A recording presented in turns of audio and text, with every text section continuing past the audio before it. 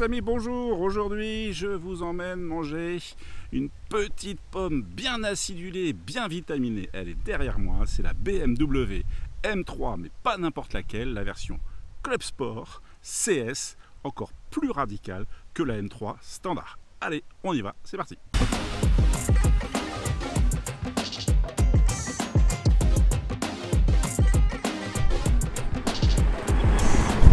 Alors, cette M3 CS, elle a une petite particularité. Et si vous êtes abonné à la chaîne, vous devez certainement la reconnaître, parce qu'en fait, on a déjà fait une vidéo dessus. Et pas avec n'importe qui, c'était au Tour Auto. Rappelez-vous, j'avais eu la chance, le bonheur, le privilège de faire 3 étapes du Tour Auto, assis en passager avec au volant Harry Vatanen.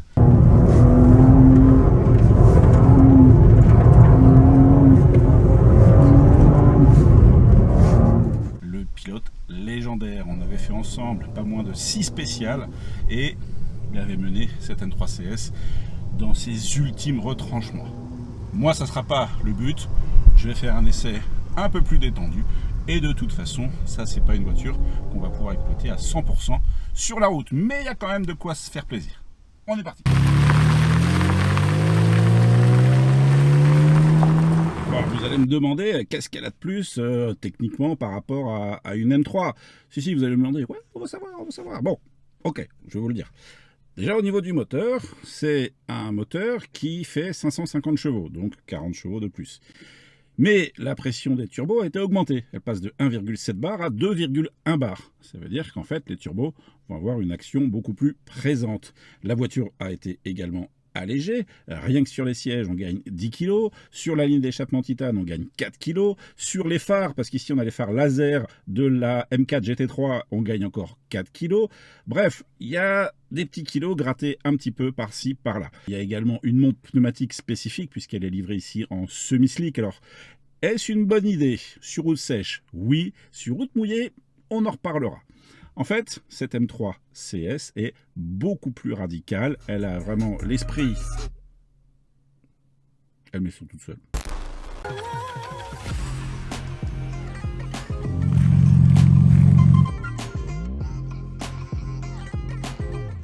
Revue de détail extérieur de cette version spéciale. Déjà, première chose qu'on remarque, alors ça c'est pas propre à la CS, c'est que vous avez ici au centre de la roue, hop, vous avez le logo qui fête l'anniversaire BMW Motorsport. Maintenant, si on regarde les détails spécifiques à cette version, alors en fait, ce qui va sauter aux yeux, c'est la face avant. Pourquoi? Parce que déjà, on va avoir ici, regardez, la lame carbone qui est complètement folle. Moi, ce qui me rend fou sur cette lame carbone, c'est que regardez, elle dépasse carrément de la carrosserie. Ça veut dire qu'il va falloir faire très attention au trottoir. Regardez également les feux. Alors ouais, je sais, ça clignote un peu, ça c'est le problème du LED avec la vidéo, mais si vous regardez, en fait, ils sont jaunes. Et ouais, ça c'est vraiment un clin d'œil au passé. La calandre qui est beaucoup plus ajourée que sur une M3 classique. Regardez ici, on a un petit gain de poids et surtout, pour les plus connaisseurs d'entre vous, vous remarquerez qu'en fait c'est autre que la calandre de la M4 GT3, la version circuit, celle qui court notamment sur les 24 heures du Mans. Des petites touches de rouge, et ouais, parce qu'elle a le sang chaud cette M3. Le toit carbone avec, regardez ici, pour fluidifier l'écoulement de l'air, et ça se termine avec le petit becquet carbone. La malle, le toit et le capot sont en carbone, ce qui permet de gagner encore un petit peu plus de poids. Perso, j'adore les phares ici, regardez, avec cette signature jaune, hein, encore une fois à l'ancienne, avec, si vous le remarquez ici, du bleu sous les projecteurs. Ce sont les phares laser en fait, hein. Et ce sont les phares laser, encore une fois ici, de la M4 GT3. Et la jonction de ces phares laser a permis de gagner, encore une fois, 4 kg par phare. On cherche du gain de poids partout. Allez, je vous refais un petit focus sur la calandre, parce que franchement, ça a de la gueule, quoi. Quand on a ça dans le rétro, on reste pas sur la file de gauche, je vous le dis. Je vous parlais des pneus livrés en série sur cette version. Regardez, les pilotes sport. Ben, en fait, ici, regardez, hop, on pourrait croire que ce sont des pneus usés. Ben non, en fait, ils sont neufs, les pneus. Et c'est pour ça que je vous dis, ils ont un profil semi-slick qui permet très haute adhérence, notamment sur circuit. Bon, sur route ouverte, méfiez-vous. On notera qu'à l'avant ici, on est sur du 19 pouces, alors qu'à l'arrière, on est sur du 20 pouces. Derrière les magnifiques jantes de 19, on a ici des disques en carbone céramique. C'est une option par contre, hein. C'est une option à 8 850 €, ça picote. Mais par contre, esthétiquement, ça fait bien le job. Alors après, on se pose la question de l'utilité de mettre 8 000 € dans des disques carbone céramique. Moi, je pense que c'est une option qui est très utile quand vous achetez cette voiture pour faire du track day. C'est-à-dire que vous allez amener la voiture sur un circuit, vous allez tourner, et en fait, vous aurez du freinage tout le temps en carbone céramique. Alors que si vous avez d'autres matériaux, vous allez certainement perdre un petit peu de freinage au bout d'un moment sur le circuit. Donc le carbone céramique, pour moi, a son sens si on emmène la voiture faire du circuit, ou si on veut flamber en disant « Ouais, j'ai mis du carbone céramique, c'est la classe ». Voyons voir le cœur de la bête. Alors le cœur de la bête, c'est pas l'intérieur, c'est le moteur. Et comme on est dans une BMW, eh bien il faut tirer 2 fois ici sur le petit levier prévu à cet effet. Et on va soulever le capot. Alors le capot, comme je vous le disais, c'est un capot carbone avec, regardez ici, le badge Motorsport. Ça, vous ne l'avez pas sur une M3 standard. On voit même ici, vous voyez, le carbone forgé. Allez, un petit coup d'œil maintenant, comme je vous le disais, sur le cœur de la bestiole, avec cette superbe barre ici, anti-rapprochement, aluminium forgé. Alors c'est encore une option, 1000 €. Bon, là je pense qu'il faut les mettre, les 1000 €.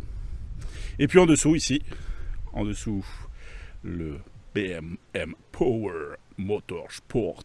Vous avez un 6 cylindres de 550 chevaux, biturbo, et ce qui est intéressant, c'est que les turbos ont une pression supplémentaire par rapport à la M3 classique, c'est-à-dire que sur une M3, on va avoir des turbos à 1,7 bar. Ici, ils ont été poussés à 2,1 bar. On a du coup une voiture encore plus dynamique. Et puis, j'en profite également pour vous montrer cette petite plaque BMW Individual. Ça veut dire quoi? Ça veut dire qu'en fait, la peinture, ici, c'est pas une peinture de série. En fait, la M3 CS est livrée de série avec 4 couleurs différentes. D'ailleurs, avec une couleur sympa, c'est le même gris que la M4 CSL. Mais ici, on a une peinture sur demande, ce qui s'appelle le Signal Green, le Signal Green, qui va bien hein, à cette petite pomme verte. Bon, par contre, encore une fois, c'est facturé au prix BMW, à savoir environ 6 000 €. J'ai une petite question pour vous. D'après vous, quelle est l'utilité de ce petit débord en plastique? Vous voyez au niveau de l'aile là? Alors, il y a une théorie qui dit que c'est un pare-pierre, ça évite les projections de gravillon. Mais en fait, parole d'ingénieur, il s'agirait plutôt, vous voyez ici, d'avoir la jante affleurante à la caisse. Parce qu'en France, on n'a pas le droit d'avoir les jantes plus larges que la caisse, elles n'ont pas le droit de dépasser. Et donc en rajoutant ce petit bidule en plastique, eh bien ça permet de mettre des jantes plus larges. J'en profite pour vous montrer les magnifiques jantes qui sont équipées en Michelin Pilot Sport Cup 2. C'est du 20 pouces en 285 à l'arrière. Alors c'est du semi-slick. Je vous avoue que quand c'est sec, c'est génial. Quand c'est mouillé, c'est un peu moins génial. La vision 3 quarts arrière est quand même magnifique. Regardez, moi j'adore l'arrière avec l'extracteur carbone. Et alors, si vous avez l'œil, vous repérerez que le métal de l'échappement est bleuté. C'est parce que c'est un échappement en titane. Alors, la sonorité est beaucoup plus belle quand l'échappement est chaud. Mais surtout ici, ça fait gagner encore 4 kg. Et ouais, en fait, sur cette version, BMW a fait la chasse au kilo partout. On a beau être sur une version super sport, bah regardez, on a quand même le coffre à ouverture électrique, coffre de 480 litres, ce qui est très bien pour une voiture de sport de cette catégorie. Alors, L'électrification du coffre, c'est une option à 500 €. Perso, je ne l'aurais pas mis parce qu'en fait on est en recherche de poids partout dans la voiture et là on va mettre quelques centaines de grammes supplémentaires. Je dirais que dans l'esprit de la version CS, on n'y est pas tout à fait.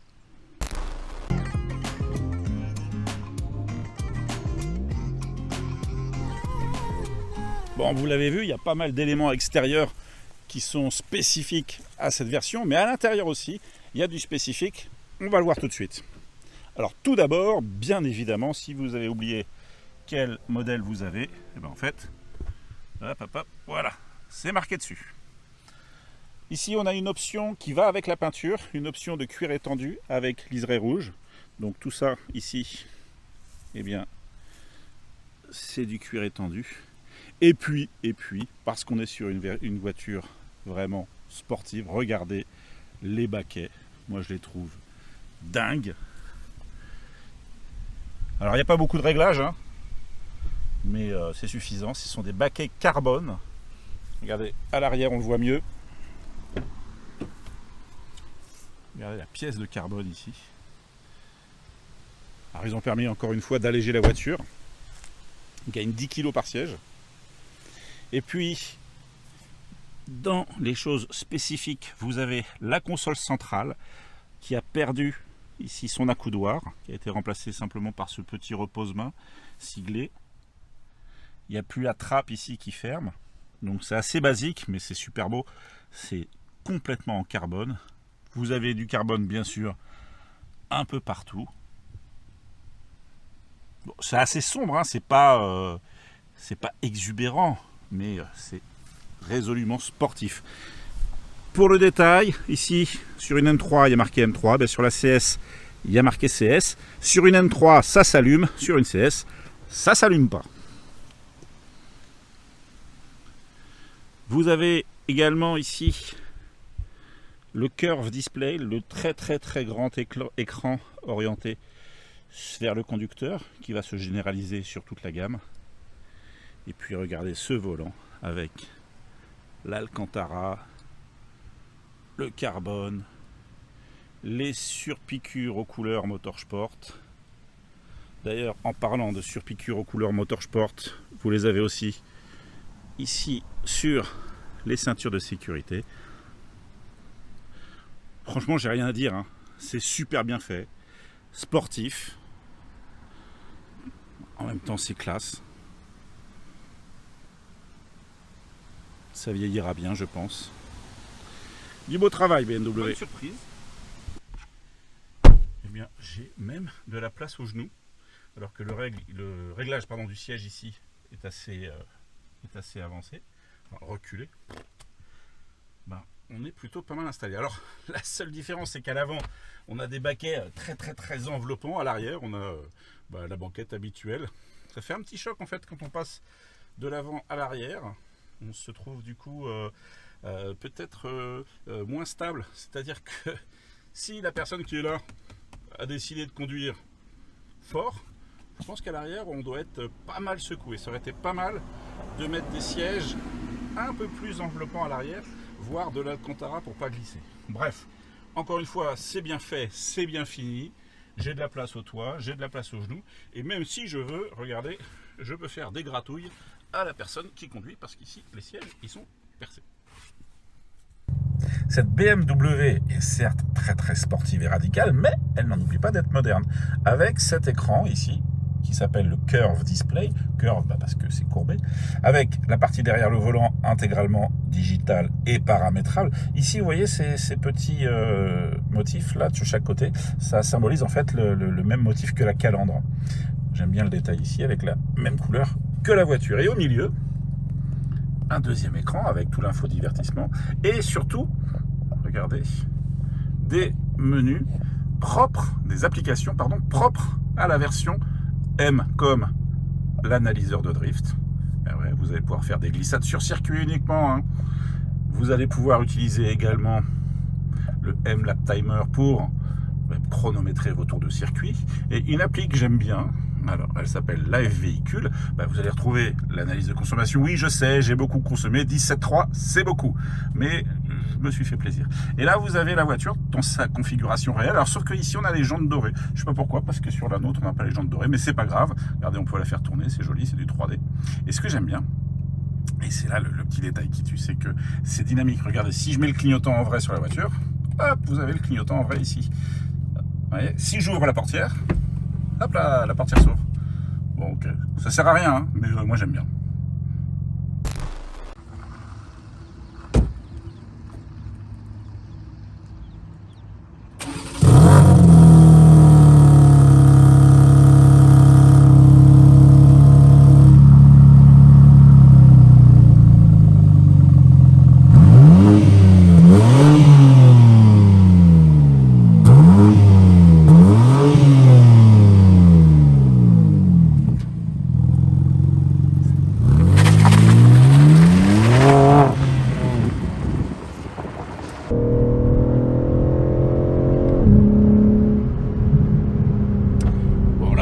Conduite tranquille en ville, et si vous regardez au niveau des réglages, moteur, châssis, direction, etc., moteur efficient.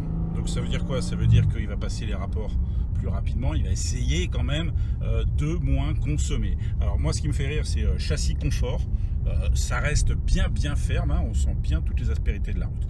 Alors si on appuie, regardez sur le volant, sur les boutons M1 ou M2, on va pouvoir avoir des programmes personnalisés. Là par exemple, j'ai personnalisé le M1 et vous voyez tout de suite au niveau du moteur, on est en sport, on a un châssis quand même confort. Bref, on a mes réglages et on a gardé bien sûr le X-Drive avec les 4 roues motrices parce que je ne suis pas un pilote et j'ai envie que l'électronique vienne à mon secours de temps en temps. Mais si vous avez l'oreille, vous avez entendu que ça a libéré un petit peu l'échappement. Et donc là, ça commence à être un petit peu plus rigolo. Vous voyez, le moteur est un peu plus présent dans l'habitacle. En termes d'habitacle, justement, vous aurez remarqué que le volant ici aussi est spécifique. C'est le volant Alcantara avec la petite ligne rouge, très typé race, très typé course. Moi j'aime bien parce qu'en fait ça offre une bonne prise en main. On ne glisse pas du tout avec un volant en Alcantara. On va essayer de rouler un petit peu parce que on va profiter du son du moteur qui est bien présent dans l'habitacle. On va pas rouler trop fort non plus, mais ce qui est sympa, c'est que même en roulant pas très fort, on va bien l'entendre. Regardez. Si je me taisais d'ailleurs pour que vous puissiez justement écouter les vocalises de ce 6 cylindres.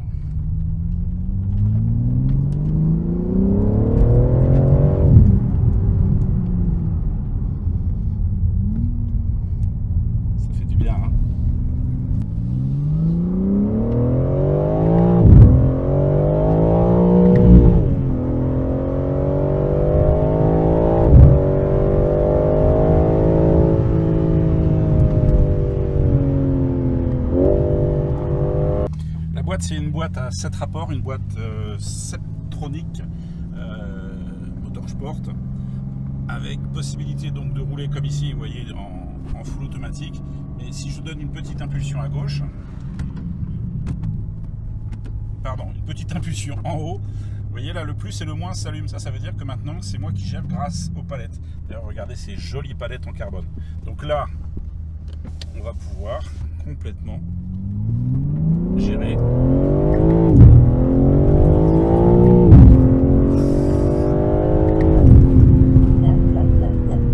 Wow. 0 à 100 en 3 secondes 4.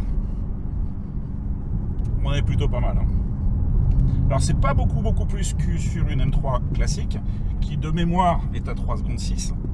Mais quand même, je peux vous garantir qu'on sent la différence parce que les turbos, ils soufflent beaucoup plus fort et en fait on a vraiment avec cette voiture un peu le sentiment que certains ont connu des gros monoturbos qui donnent un énorme coup de pied aux fesses.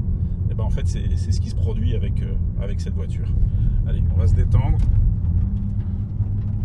Franchement, j'ai pas grand chose à dire sur la route. Alors si, quand même, quand on s'amuse avec, on prend un plaisir de malade. Par contre, attention quand même, c'est une voiture qui est quand même hyper rageuse.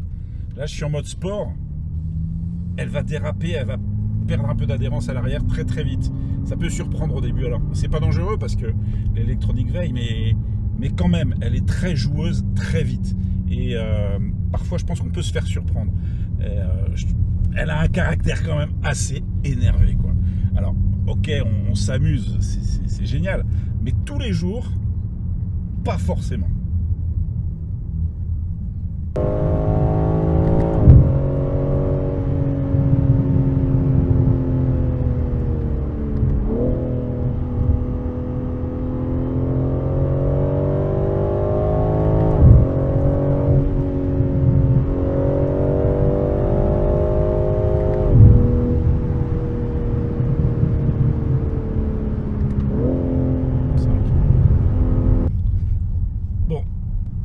La ville, je vais vous avouer, c'est pas son terrain de jeu, c'est pas là où vous allez vraiment profiter de votre voiture. Pourquoi? Déjà, les suspensions, c'est un bout de bois. Regardez, je suis en position confort, mais je suis secoué dans tous les sens. Alors heureusement, j'ai les beaux baquets carbone qui me maintiennent et qui me maintiennent fermement, mais quand même, j'ai pas envie de me faire secouer comme ça tous les jours pour aller chercher le pain, quoi. En fait, cette M3 CS, elle est bien, mais elle est bien en deuxième, troisième, quatrième voiture, quoi. C'est un petit joujou qu'on va mettre au fond de son garage et qu'on va sortir une fois de temps en temps pour se faire plaisir. Par contre, pour tous les jours, bon, monsieur BMW, je suis preneur d'une M3 Touring. Là, on est un peu plus civilisé, on a de la place et on a aussi beaucoup de plaisir. Cette M3 CS, c'est pour aller faire le foufou sur le circuit. Bon, toutes les bonnes choses ont une fin. Je vais ramener cette voiture. Je vous avoue, c'est des voitures qu'on aime bien récupérer, mais qu'on aime bien ramener sans une égratignure, parce qu'en fait, c'est quand même pas forcément des voitures pour tous les jours. Il n'empêche que cette M3 CS, elle est folle, elle est rageuse, elle est amusante, elle est quasiment sans défaut. BMW a fait un travail de fou. À part son prix peut-être, mais même si les 73 exemplaires destinés à la France sont déjà tous vendus, il faudra débourser pas loin de 157 000 € sans les options. Ici on a 18 000 € d'options, je vous rappelle 6 000 € de peinture, plus de 8 000 € de frein, etc., etc. Avec le malus écologique et tout ça, on arrive à une voiture à 225 000 €. Alors c'est sûr, elle décotera moins qu'une M3 classique, puisque la CS est une série limitée, mais est-ce bien raisonnable? En tout cas, moi, ce que je trouve bien, c'est que BMW n'est pas raisonnable en ce moment. Ils nous sortent des versions de fou. La M3 Touring, la M4 CSL, la M3 CS. Franchement, BMW, j'ai l'impression qu'ils ont donné carte blanche à leurs ingénieurs et ils disent « Allez-y les gars, éclatez-vous, on est dans la dernière ligne droite. » Et pour ça, je dis merci. Et je vous dis merci à vous aussi pour avoir suivi la vidéo.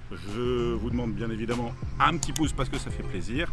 Si vous avez des questions sur quoi que ce soit, vous n'hésitez pas. Ça se passe juste en dessous dans les commentaires. Et je vous dis à bientôt pour de nouvelles aventures. Ciao les amis.